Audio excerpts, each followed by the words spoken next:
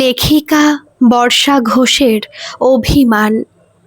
বিয়ের অষ্টমঙ্গলা যেতে না যেতেই চ্যাটার্জি বাড়িতে শুরু হলো এক নতুন অধ্যায়।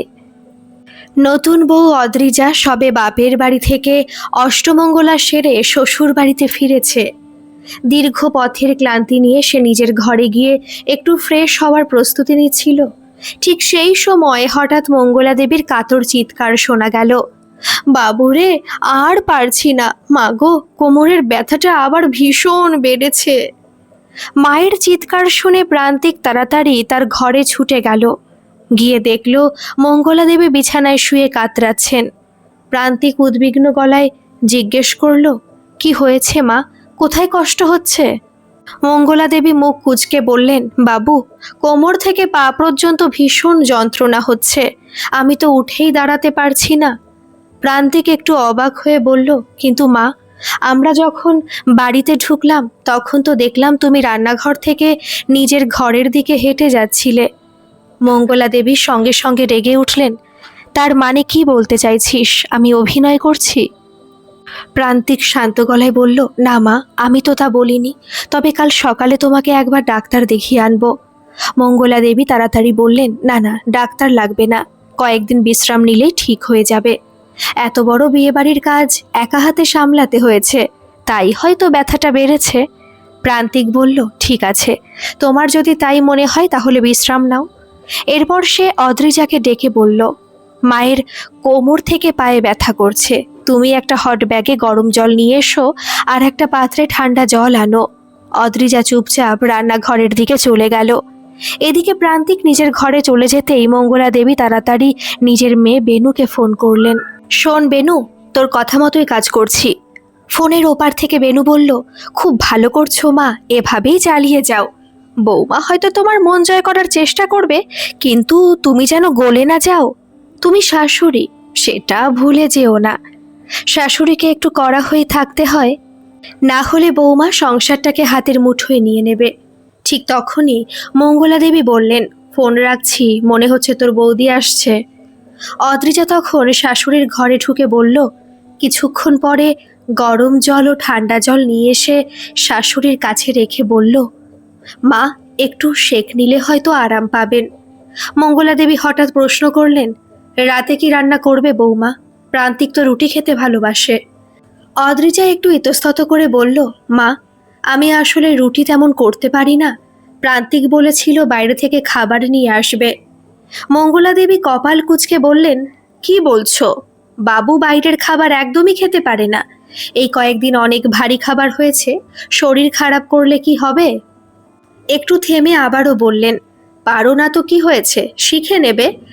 এত বড় মেয়ে হয়েছ, সামান্য রুটি করতে জানো না? কোনো উত্তর না দিয়ে অদ্রিজা মাথা নিচু করে রান্নাঘরে চলে গেল।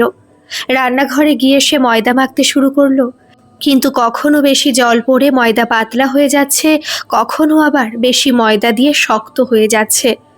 অনেক কষ্টে কোনো রকমে কয়েকটা রুটি বানালো, কিছু রুটি পুড়ে গেল, কিছু আবার শক্ত হয়ে গেল। অবশেষে গ্যাস বন্ধ করে সে নিজের মাকে ফোন করলো।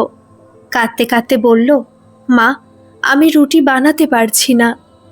ওপার থেকে মা স্নেহভরা গলায় বললেন, কেন রে, তুই তো এসব কাজ আগে কখনো করিসনি। অষ্টমঙ্গলা সব শেষ হয়েছে, এর মধ্যে রান্নাঘরে গেলি কেন? তোর শাশুড়ি কোথায়? অদ্রিজা চোখ মুছতে মুছতে বলল, মায়ের কোমরে ব্যথা, উনি বিশ্রাম নিচ্ছেন। প্রান্তিক বাইরে থেকে খাবার আনতে চেয়েছিল, কিন্তু শাশুড়ি মা বললেন ওর শরীর খারাপ হবে। মা বললেন, কান্নাকাটি করিস না, তুই নতুন পরিবেশে গিয়েছিস, সব কিছু একদিনে শিখতে হয় না। আজ যা হয়েছে হয়েছে, ধীরে ধীরে সব শিখে যাবি। মায়ের কথা শুনে অদ্রিজার মন কিছুটা শান্ত হলো, কিন্তু এই পুরো কথোপকথনই নিজের ঘর থেকে শুনছিলেন মঙ্গলা দেবী। তিনি বেশ খুশি হয়ে আবার মেয়ে বেনুকে ফোন করলেন, জানিস, আজ বৌমাকে একেবারে শায়েস্তা করে দিয়েছি। রুটি বানাতে গিয়ে কি অবস্থা হয়েছে! আদরের বাড়ির মেয়ে কোনোদিন রান্নাঘরে ঢোকেনি, ভেবেছিল শ্বশুর বাড়িতে এসে রানীর মতো থাকবে। বেনু হাসতে হাসতে বলল, তুমি কিন্তু একদম রান্নাঘরে যাবে না মা, একবার যদি ঢোকো তাহলে আর কোনো দিন বেরোতে পারবে না। বউ এনেছো কেন? সংসারের কাজ করার জন্যই তো।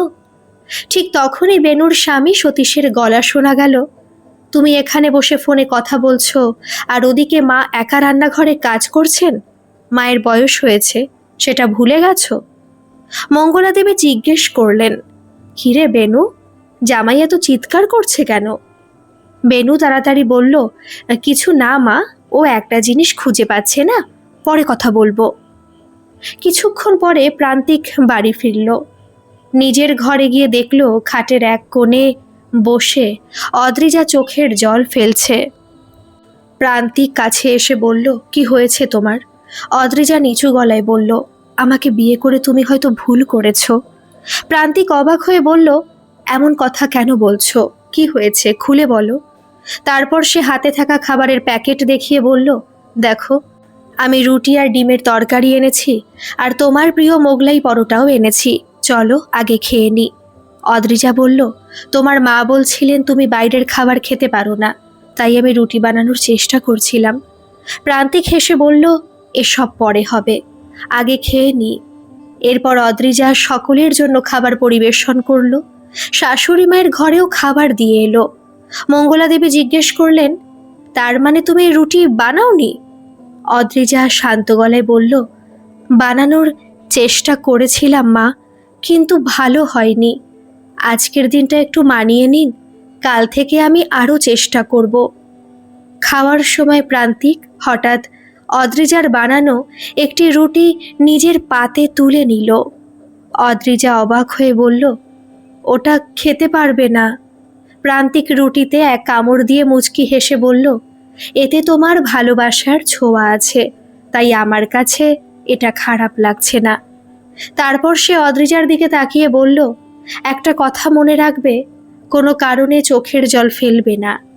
আর কাল থেকে আমি অফিসে যাওয়ার আগে তোমাকে রান্নায় সাহায্য করব। দুজন মিলে কাজ করলে তোমার উপর চাপও কম পড়বে। প্রান্তিকের কথা শুনে অদ্রিজার চোখ আবার ভিজে উঠল। তবে এবার সেটা ছিল স্বস্তি আর ভালোবাসার অশ্রু। কিন্তু এই সমস্ত কথাই পাশের ঘর থেকে শুনছিলেন মঙ্গলা দেবী। তিনি ভেবেছিলেন বৌমাকে ছেলের কাছে ছোট করবেন, কিন্তু উল্টে ছেলে আরও বেশি করে স্ত্রীর পাশে দাঁড়ালো। মঙ্গলা দেবীর মন ভরে উঠল অস্বস্তি আর অসন্তোষে। তিনি বুঝতে পারলেন তার প্রথম পরিকল্পনা সফল হয়নি, তাই তিনি মনে মনে নতুন কোনো ফন্দি আঁটতে শুরু করলেন। কিন্তু তিনি জানতেন না, ভালোবাসার বিশ্বাসের বন্ধনকে ভাঙা এত সহজ নয়। পরদিন সকালে বাড়ির ছাদে কাপড় মেলতে গিয়েছিল অদ্রিজা। ঠিক তখনই সে শুনতে পেল শাশুড়ি মঙ্গলা দেবীর গলা। পাশের বাড়ির জানালার ধারে দাঁড়িয়ে প্রতিবেশী এক মহিলার সঙ্গে কথা বলছেন তিনি। প্রতিবেশী জিজ্ঞেস করলেন, কি গো, নতুন বৌমা কেমন? রান্না বান্না জানে তো? মঙ্গলা দেবী দীর্ঘশ্বাস ফেলে বললেন, সে আর বলবেন না দিদি, কপালটাই আমার পোড়া। মেয়ে কিছুই রান্না করতে জানে না। এখনকার মেয়েরা শুধু পড়াশোনা শিখেছে, সংসারের কাজকর্ম কিছুই জানে না। মহিলা আবারও বললেন, তাহলে প্রান্তিকের সঙ্গে কোথায় যায় প্রতিদিন? মঙ্গলা দেবী উত্তর দিলেন, ওর নাকি কলেজের কয়েকটা ক্লাস বাকি আছে, সেগুলোই নাকি শেষ করছে। প্রতিবেশী এবার নিজের বৌমার প্রশংসা করতে শুরু করলেন, আমার বৌমা কিন্তু খুব ভালো, রান্নাঘর সামলায়, বাজার করে, শ্বশুর শাশুড়ির ওষুধপত্র দেখাশোনা করে। আমার ছেলে বাইরে চাকরি করতো তা তো তুমি জানো, তাই পুরো সংসারটাই ও সামলায়। কথাগুলো শুনে মঙ্গলা দেবী আবারও বললেন, সত্যি দিদি, কপালটাই আমার পোড়া। ছাদের এক কোণে দাঁড়িয়ে সব কথাই শুনছিল অদ্রিজা। তার বুকের ভেতরটা যেন মোচড় দিয়ে উঠল, চোখে জল এসে গেল, কিন্তু সে চুপচাপ কাপড় মেলে নিচে নেমে এলো। রান্নাঘরে এসে দেখলো প্রান্তিককে দুপুরে রান্নায় সাহায্য করতে শুরু করলো অদ্রিজা। ঠিক তখনই মঙ্গলা দেবী ধীরে ধীরে ডাইনিং স্পেসে এসে দাঁড়ালেন। কিরে বাবা, তোর অফিস নেই? প্রান্তিক হেসে বলল, আছে মা, তবে অদ্রিজার কলেজ আছে, তাই ওকে একটু সাহায্য করছি। দুজনে মিলে কাজটা করলে তাড়াতাড়ি হয়ে যায়। মঙ্গলা দেবী ঠোঁট বাঁকিয়ে বললেন, বাবা, বউ তোকে বেশ বশ করে ফেলেছে দেখছি। কথাটা শুনে অদ্রিজা মাথা নিচু করে রইল। এরপর মঙ্গলা দেবী বললেন, পারলে আমার ঘরে গিয়ে গরম আর ঠান্ডা জল দিয়ে যাস, কোমরটায় আবার সেঁক নিতে হবে। সন্ধ্যাবেলায় কলেজ থেকে ফিরে অদ্রিজা আবারও নানা কথার সম্মুখীন হলো। শাশুড়ির কটূক্তি আর তুলনা তাকে ভীষণ কষ্ট দিল। অফিস থেকে ফিরে প্রান্তিক দেখল অদ্রিজা চুপচাপ বসে চোখের জল ফেলছে। প্রথমে কিছু বলতে না চাইলেও পরে সে দিনের সমস্ত ঘটনাই খুলে বলল। প্রান্তিক সেদিনও বাইরে থেকে রুটি আর তরকারি নিয়ে এসেছিল। রাতে সবাইকে খাবার পরিবেশন করে অদ্রিজা শাশুড়ি মায়ের ঘরে গিয়ে বলল, মা, খাবার নিয়ে এসেছি, খেয়ে নিন। মঙ্গলা দেবী মুখ ফিরিয়ে বললেন, আমার খিদে নেই, আমি খাবো না। প্রান্তিক ও অদ্রিজা নিজেদের খাওয়া শেষ করে আবার মায়ের ঘরে গেল। প্রান্তিক শান্ত গলায় বলল, মা, কাল থেকে একজন কাজের লোক আসবে, সে সকালে কিছু কাজ করে দেবে, রান্নায় আর তোমার খাবারও ঘরে দিয়ে যাবে।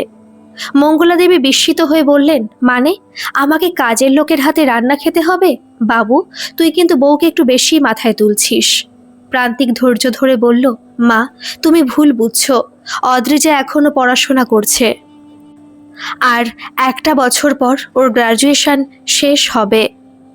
মঙ্গলা দেবী রাগ করে বললেন, তোর দিদিও তো পড়াশোনা করতো, বিয়ের পর সংসার করেছে, পড়া শেষ না হলে কি এমন ক্ষতি হবে? প্রান্তিক উত্তর দিল, দিদির পড়ার ইচ্ছা ছিল না তাই শেষ করেনি, কিন্তু অদ্রিজা পড়তে চায়, ওর স্বপ্নটা পূরণ করতে দাও। মঙ্গলা দেবী বুঝলেন ছেলে তার কথা শুনবে না, তাই আর কিছু বললেন না। পরদিন ভোরেই তিনি মেয়ে বেনুকে ফোন করলেন, শোন, তোর ভাইকে কিছুতেই বাগে আনতে পারছি না, ওই মেয়ে আস্তে আস্তে ওকে বশ করে ফেলেছে, আমি আজ তোর বাড়ি চলে আসব। বেনু বলল, এসো মা, দেখবে ভাই নিজেই এসে তোমাকে নিয়ে যাবে। সকালে প্রান্তিক যখন ঠাকুর ঘরে পুজো দিচ্ছিল, তখন মঙ্গলা দেবী সুটকেস হাতে ডাইনিংয়ে এসে দাঁড়ালেন। দেখ, কাজের লোকের হাতে রান্না আমি খাবো না। বউ যদি কলেজ করে বেড়ায় তাহলে এই বাড়িতে আমার থাকা বা না থাকা কোনো ব্যাপার নয়, আমি বেনুর বাড়ি যাচ্ছি। প্রান্তিক অনেক বোঝানোর চেষ্টা করলো, কিন্তু মঙ্গলা দেবী কারো কথা শুনলেন না। রাগ করে বাড়ি ছেড়ে বেরিয়ে গেলেন। দুদিন কেটে গেল। বেনুর বাড়িতে গিয়ে মঙ্গলা দেবী বুঝতে শুরু করলেন নিজের বাড়ির মূল্য কি। বেনুর স্বামী সতীশবাবু অত্যন্ত স্পষ্টবাদী মানুষ। অফিস থেকে ফিরে তিনি যখন শাশুড়ি মাকে দেখলেন, তখন সোজাসুজি বললেন, মেয়ের কথা শুনে বৌমার সঙ্গে খারাপ ব্যবহার করবেন না, শেষ বয়সে কিন্তু মেয়ে নয়, বৌমাই পাশে দাঁড়ায়। মঙ্গলা দেবী চুপ করে রইলেন। সতীশ আবারও বললেন, অনেকদিন ধরেই দেখছি বেনু আপনার কান ভাঙাচ্ছে, কিন্তু একটা কথা বলুন তো, এইসব কুটো চাল আমার সংসারে চলে না, কারণ আমি আমার মাকে খুব ভালোবাসি। তিনি আরও বললেন, যখন আমাদের ছেলে রিভুর জন্ম হয়েছিল তখন আপনার স্বামীর পা ভেঙে গিয়েছিল, আপনি আসতে পারেননি। সেই সময় আমার মা বেনুকে নিজের মেয়ের মতো দেখাশোনা করেছিলেন, আমাদের সন্তানকেও যত্ন করেছেন। একটু থেমে তিনি বললেন, আজ বেনু নিজের শাশুড়ির সঙ্গে খারাপ ব্যবহার করত, কিন্তু আমার জন্য সে কখনো আমার মায়ের সঙ্গে খারাপ ব্যবহার করতে পারেনি। মঙ্গলা দেবী মাথা নিচু করে সমস্ত কথা শুনছিলেন। সতীশ শান্ত গলায় বললেন, একবার ভেবে দেখুন, যদি আপনার ছেলে একদিন আপনার সঙ্গে এমন ব্যবহার করে, সময় থাকতে বদলে যান, কারণ আপনার বৌমাই একদিন আপনার শেষ ভরসা হবে। আর হ্যাঁ, আর যাই করুন, মেয়ের কথা শুনে অন্তত বৌমার সঙ্গে খারাপ ব্যবহার করবেন না, আর মেয়ের মাথাতেও একটু সুবুদ্ধি দিন। কথাগুলো মঙ্গলা দেবীর হৃদয়ে গভীর দাগ কাটল। পরদিন তিনি বাড়ি ফেরার সিদ্ধান্ত নিলেন। বাড়ির গলির মোড়ে টোটো থেকে নামতেই কয়েকজন প্রতিবেশী তাকে ঘিরে ধরলেন। কি গো, নতুন বউ এলো আর তুমি মেয়ের বাড়ি চলে গেলে, কোনো ঝামেলা হয়েছে নাকি? মঙ্গলা দেবী হেসে বললেন, না না, ঝামেলা কেন হবে, মেয়ের বাড়ি যাওয়া কি বারণ? একজন বললেন, বৌমা তো কলেজে যায় শুনলাম, সংসার সামলাবে কে? মঙ্গলা দেবী উত্তর দিলেন, আমার ছেলে একজন কাজের লোকের ব্যবস্থা করেছে। ঠিক তখন আরেক প্রতিবেশী বললেন, দেখো, নতুন বউয়ের সঙ্গে খারাপ ব্যবহার করো না, আমিও এক সময় ভেবেছিলাম বউকে কড়া হাতে রাখবো, আজ সেই বউ আমার সঙ্গে ভালো ব্যবহার করে না, তাই বলছি শুরু থেকেই ভালোবাসা দাও। কথাগুলো শুনে মঙ্গলা দেবীর মন ধীরে ধীরে নরম হতে শুরু হলো। বাড়িতে ঢুকে তিনি দেখলেন রান্নাঘরে অদ্রিজার পাশে কাজের মেয়ে রুনা দাঁড়িয়ে আছে। সে অদ্রিজাকে রান্না শেখাচ্ছে।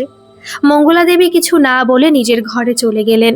কিছুক্ষণ পরে অদ্রিজা এক কাপ চা নিয়ে এসে বলল, মা, আপনি তো বললেই প্রান্তিক গিয়ে আপনাকে নিয়ে আসতো। মঙ্গলা দেবী বললেন, আমার আসতে কোনো অসুবিধা হয়নি। তা ওই মেয়েটাকে তোমাকে রান্না শেখাচ্ছে?